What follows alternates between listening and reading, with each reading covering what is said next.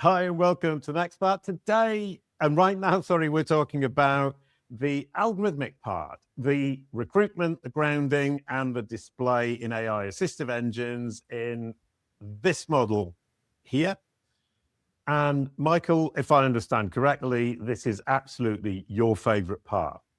I mean, I talk about it a lot, there's a lot that has been emerging over the last couple of years that I think is really important for SEOs to understand in order to really do the job. And I feel like there's a lot of gaps in both the software and the understanding in our space. So, it is something I talk about a lot.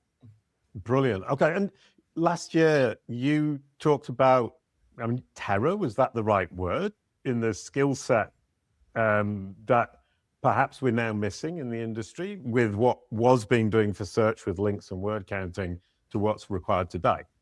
Do you say tarot? Terror. Oh, yeah. So yeah, when I was at Google I/O and I was just watching all the new things that they were rolling out, and I was like, yeah, there's just such a huge gap between what they're doing and what the SEO community is capable of.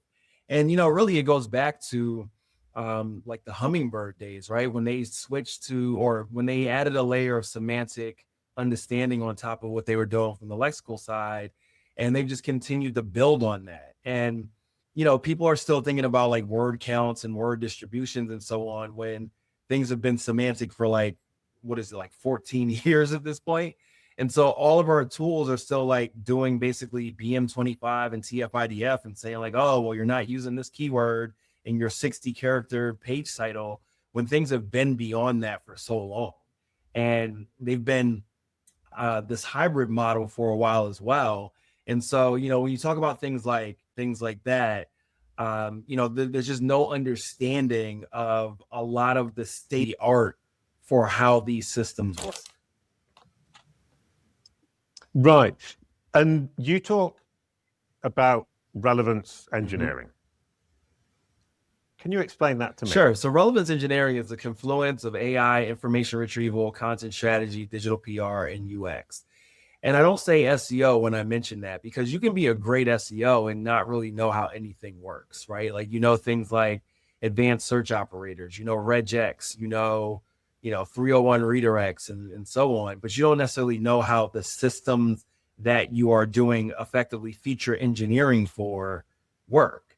And so the reality is that there have always been engineers that work on this stuff that have been very forthcoming about how it works. Like if you look in Google research, like these people are doing white papers around these innovations. Like when we talk about Hummingbird, that was largely built on an innovation called word to vec or word to vector.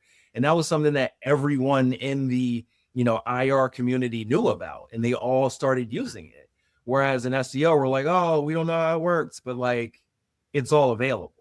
And so, especially with all the generative AI stuff, like things like retrieval augmented generation were built in front of us, and we can leverage the open source equivalents to do what those systems are doing and effectively replicate them, and then use that information to inform what we should be doing as, people that are doing optimizations. And so, that's really like having a better understanding of how AI works, how IR works. And then for the practical applications of it, it's largely about understanding like, how do we create bigger content footprints? How do we make content that's more sticky for people? How do we, get our messages in multiple places? And that's going to be content strategy, UX, and digital PR. And so a good example of this is how, everyone is talking about this whole Mount AI idea, where it's like, oh, if you spin up a bunch of AI pages, they're going to perform for a little bit and then they're going to drop off. And it always happens just because it's AI. That's not true. What's happening is that what Google does is when a new site or a bunch of pages show up, they're like, okay, well, what does this look like? Cool. Let's apply this site quality score to this content. And then that way it's going to be boosted for a short amount of time so they can collect the UX signals to then say whether or not it's good content.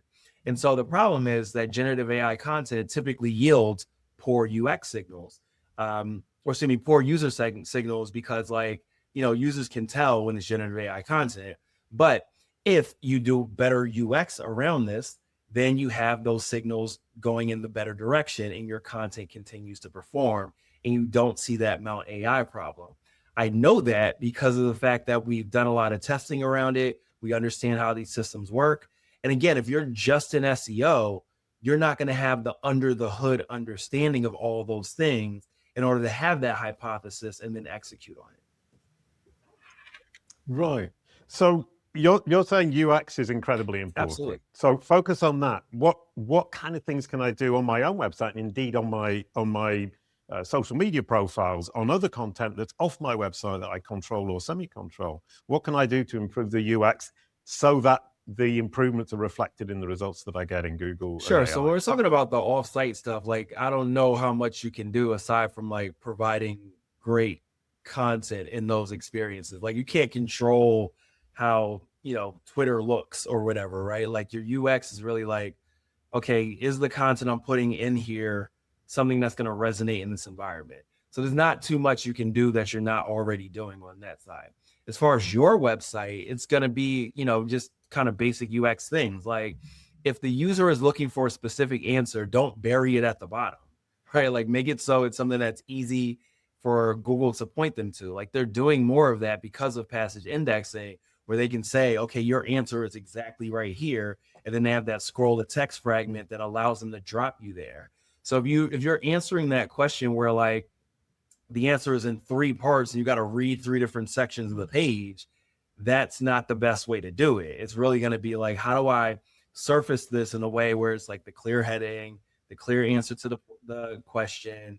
It's like a certain like atomicity to the response. And also from a design perspective, make it easy for the user to find what they're looking for. Have those jump links, have, clear boundaries in the content through different visual elements and so on. So again, it's like basic UX things that we don't think about in SEO because we're just like, how do we throw this content on the page and hide it from the user, make sure that SEO can see it? Right. So, I mean, a lot of what you said can be applied to offsite. If I'm writing an article on Medium, for example, I can apply a great deal of what you just said. Absolutely. I'm more saying that. I think a lot of people underestimate what you can do with offsite, and that's a really good example. Is thinking I'm creating the content on LinkedIn, on a Pulse, or on Medium. I can actually apply the jump links. I can apply the images, and on YouTube, one thing I do insist on is do the captions. Yeah. That's great. Sorry. Okay, so let's move on to grounded. I know that Krishna explained a great deal of that at SEO Next. SEO Week. In your in your event. Can you explain what he gave you? I mean, a lot of what he talked about was eligibility, right? And how you are even going to be considered. And so like, this is also something I touched on in my talk, which, I don't know that a lot of SEOs know about at this point, but for the systems that are, requesting pages in real time, if it takes too long, it'll effectively time out and you'll see a 499 response code in your logs. And effectively what that's saying is that if the page is fast, then you have a higher likelihood of being eligible. Whereas if the page is slow, it'll just give up and then move on to whatever's next. And so the grounding aspect really comes down to like, it's going to go out and look for the most relevant pieces of content based on the user's original query. They're going to extrapolate to a series of synthetic queries, pull back passages, and then feed that to a whole pipeline wherein it's using a series of agents to determine whether or not, which of these pieces of content is going to be most valuable to answering this question. And so it's not just like this vague idea of like, oh, just do a bunch of queries and pull it back. There's a whole orchestrator process where it's like, okay, what components of this question need to be answered? And then what sorts of formats are being expected for that query? And so you can have a situation where like you may have a text response for this thing, but the model is looking for a video, or the model is looking for an image, or the model is looking for a table or something like that. Excuse me. So you may not be eligible because you don't align with those expectations.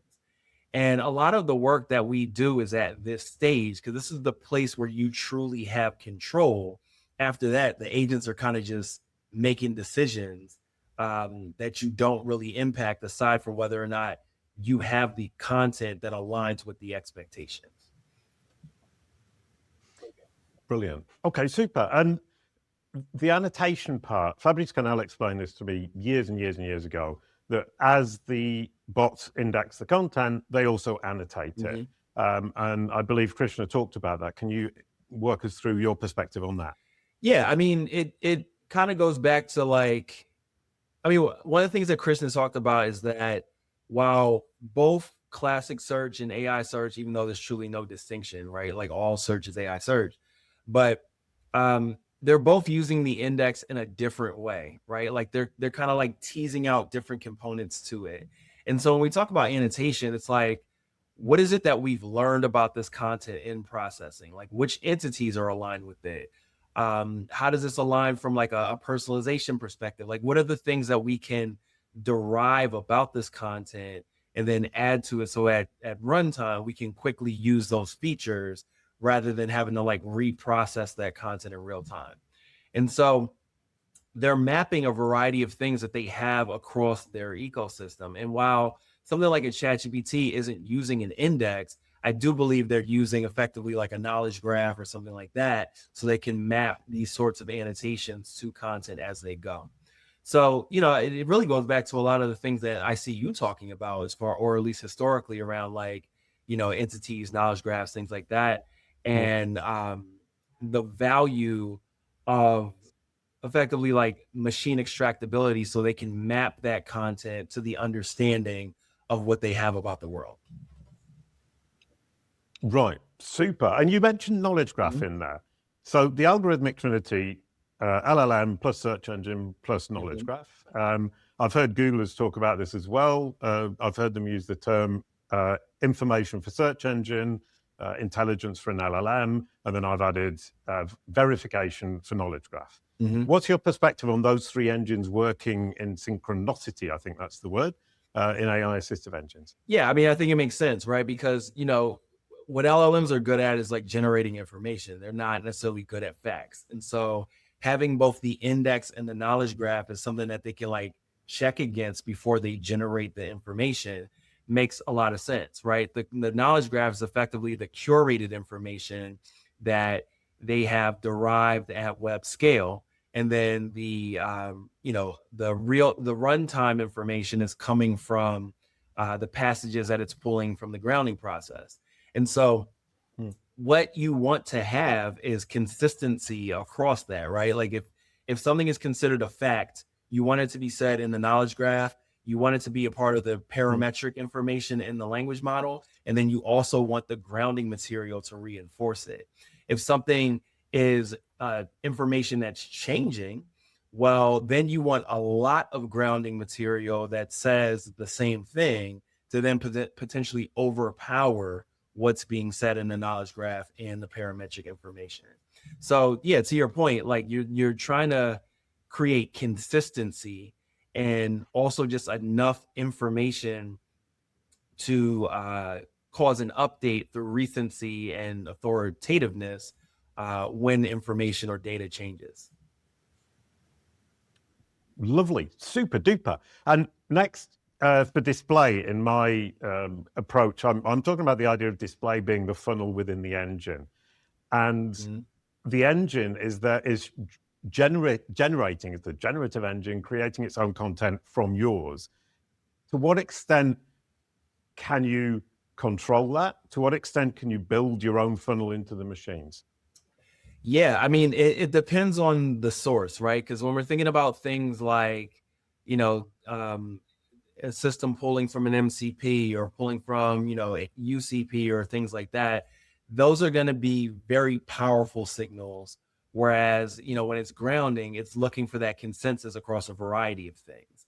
And so the more that your message is seen in more of these places, the more the model is then going to spit back that message out. But if you've only got one place that's saying, you know, this thing that you're trying to make a fact, unless it's something that's very specific to your brand and you're the only source, there's a lower likelihood that what's going to come out in that display stage is what you said.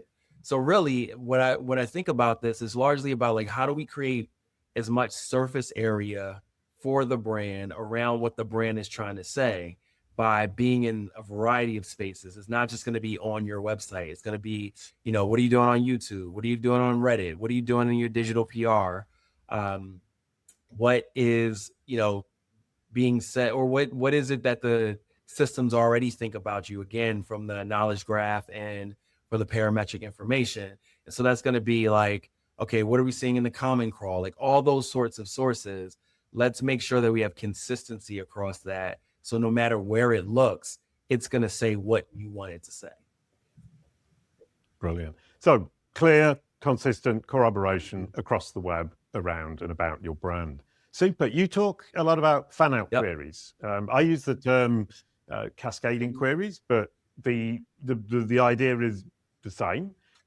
Can you explain fan-out queries, their purpose, and how they help, and to what extent they're useful to us as digital marketers? Yeah, again, I think this is the space where we have the most control. So the whole query fan out idea is like, it takes the prompt or the query, it breaks it down into a series of synthetic queries or sub queries or what have you, so it can then perform those searches.